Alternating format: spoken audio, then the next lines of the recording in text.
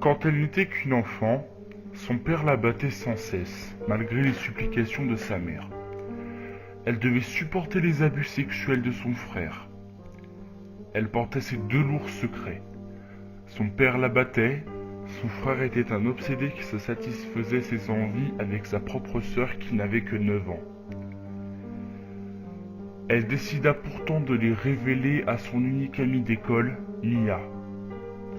Son frère l'apprit peu après et ses abus redoublèrent, devenant peu à peu du viol. À ses 16 ans, Nathalie aimait beaucoup l'art. Tout se passait bien à part le fait que ses professeurs devaient lui rappeler sans cesse de travailler plus, encore plus, toujours plus. Jusqu'à ce que l'un d'eux découvrit que Nathalie dessinait des gens morts et tout ça. Elle le faisait avec plaisir. Ça dura une semaine, mais Nathalie continuait de dessiner ces scènes horrifiques. Le directeur décida d'en parler à ses parents. Le cas de Nathalie s'empira.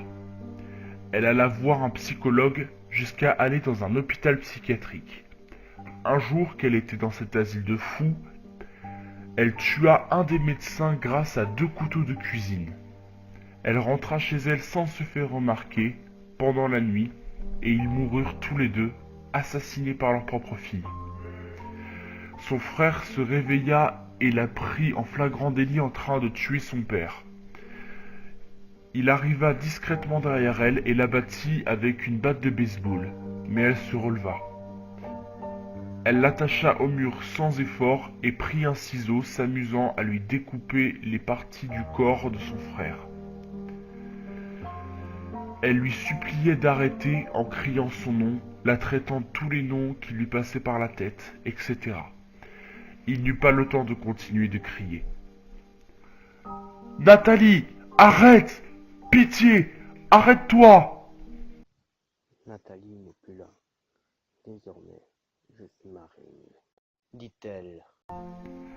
Les flics retrouvèrent 2 cadavres poignardés et un troisième découpé avec un couteau planté dans le cœur. On ne retrouva jamais Nathalie Ouellette et les meurtres suivirent.